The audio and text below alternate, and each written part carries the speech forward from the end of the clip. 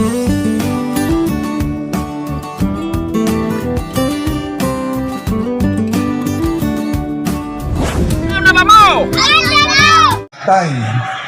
gusto ko mukaon og prutas. Ngayon ang amahan, buwagto ta sa fruit stand kay magpalit ta og prutas.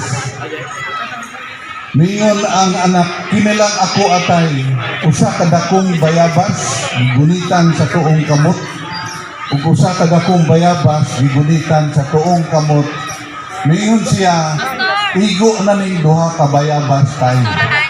Ug mipauli sa balay. Pag-abot sa balay, kaya huna-huna sa mahan, itagsa sila. Pag-abot sa balay, ningon ang amahan, anak, asa na ang bayabas? May atubang ang anak sa amahan, gigulitan ang bayabas sa tuo, bayabas sa wala.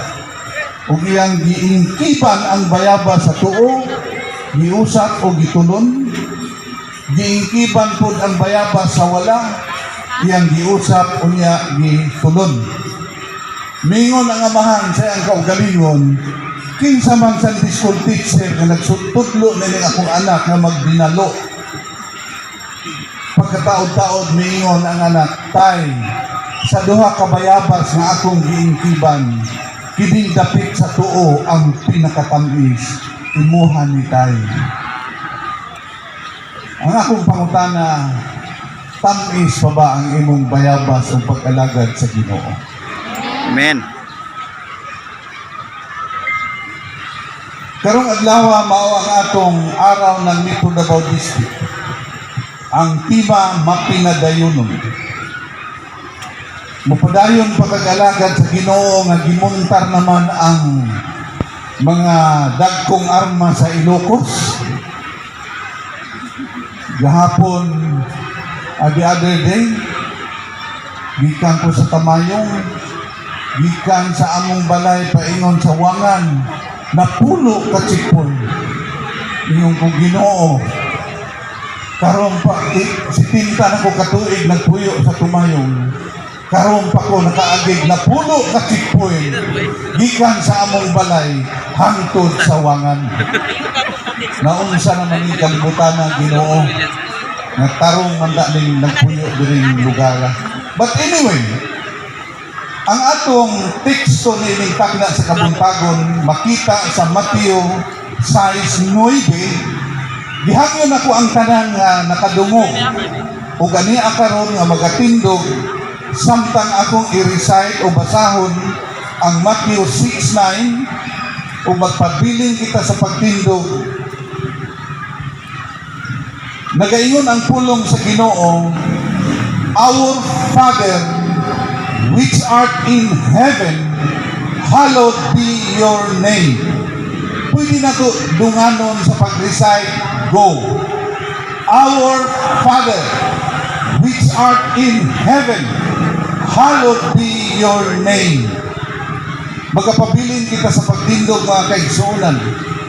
Kaya maniguro lang ko nini maong teksto nga kitang tanan, tinuod nga mga anak sa Ginoo. Kaya di bakikaw man nga mag-recite og Our Father, nga dili nimo amahan o dili ka anak. So ang tanan nga nakadungog, naa sa layo, naa sa trumpa, naminaw, naadapin sa dagat, sa likod man. Kung nakadungog ka, niining maong yaw-yaw dinhi. Mga kaigsuunan, ayaw kalimot nga maniguro lang yun ta nga kita mga anak sa Ginoo. Kung dugay na nimong gidawat si Kristo, salamat sa Ginoo. Kung wala pa, kinahanglan yun nimo dawaton. Kung nadawat na nimo, pwede man nimo i-re-accept o i-re-surrender ang imong kinabuhi. Pero atong wala pa, magklaruhay lang ta. Huwag nilaing pamaagi, mahimo kang anak sa Ginoo, pinaagi ra gyud sa pagdawat sa atong Ginoo Kristo. Kaya ang tinuod ng mga anak sa Dios, mga disipulo o mga tinunan sa atong Ginoo Kristo.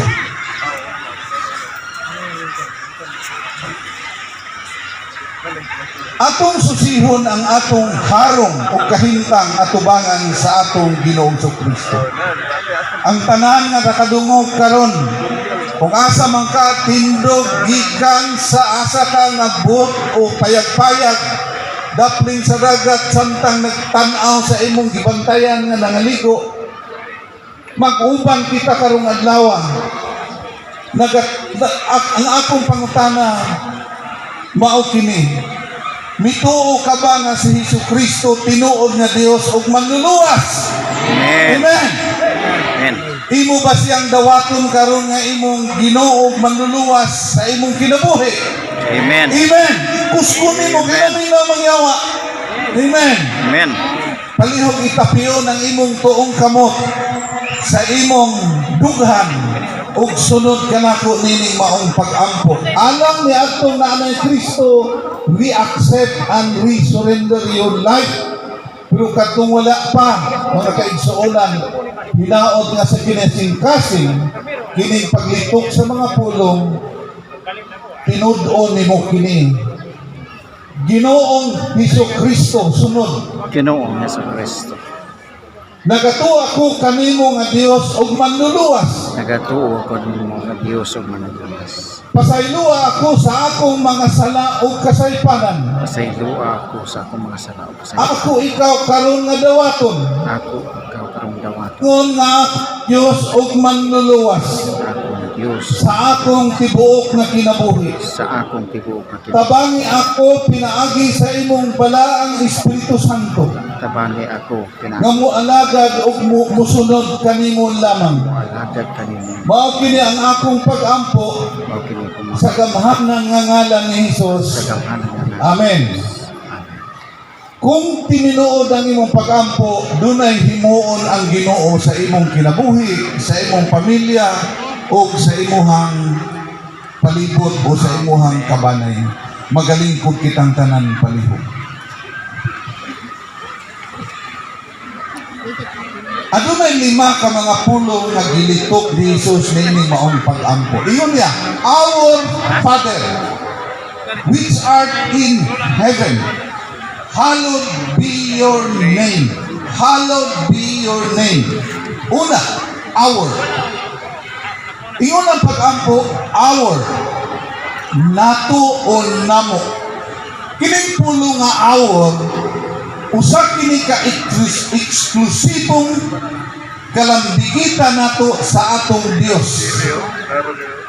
The word our or nato o namo nagpahinumdom nga daghan ta. Dili pwede nga ang kunon sa usa ka tawo nga ang iyarang sakop mo mao'y maluwas. Daghan ta. Nakita'y kauban sa tibuok kalibutan.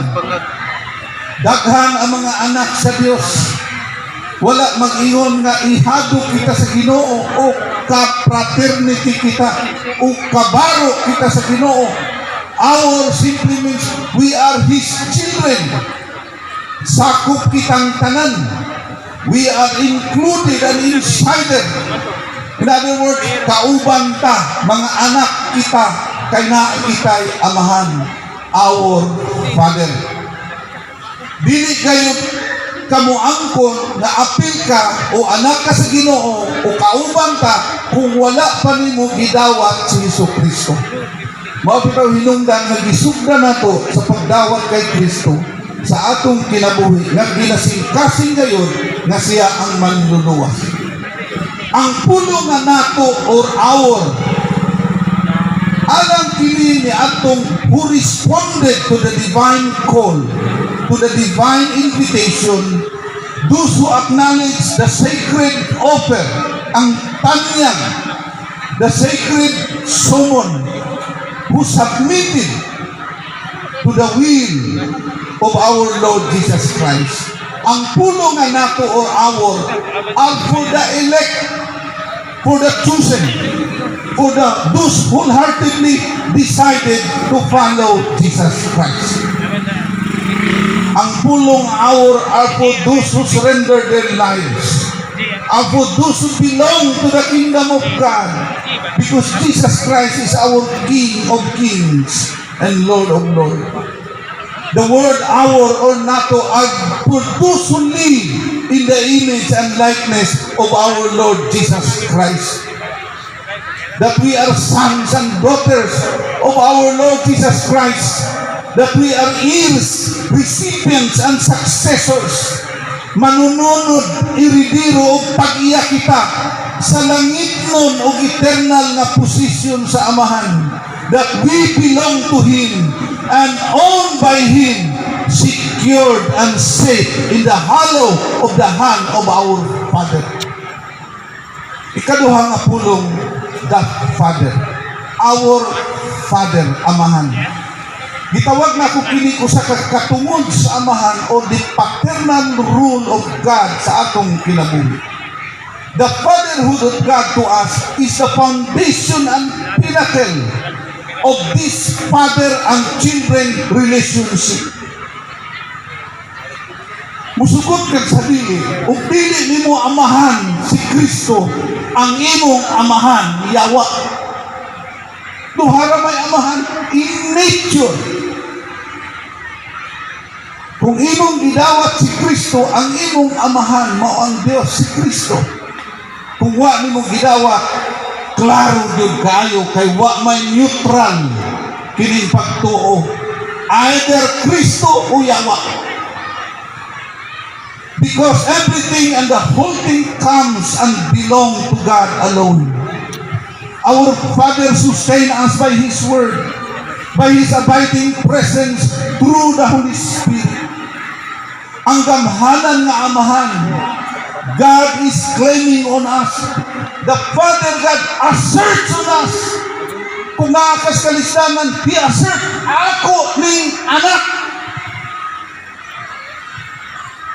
Ay, kabalaka na, isalikway magkasimong tinuod na amahan nga tawanon. Pero by nature, di yung ka isalikway sa Ginoo. Dili, kini maong relasyon sa atong amahan. Dili, tinuod ka ng giingon nga panungtihon, anak lang ka sa liki, sa kawayan. Anak lang ka o hulog ka lang ng langit. Lati man kag mahulog ikas langit. Mapungkag magamit ng aeroplano.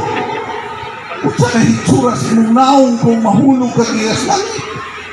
Kung ingon pa nila, anak kas di anak o tiktik. Malimang ka. Anak lang daw kasi ikang tuuukoy. Anak ka sa labas o anak ka ni dugong o anak daw kas pating. Mga kaigsuulan, anak kita sa atong Pinoong sa Kristo.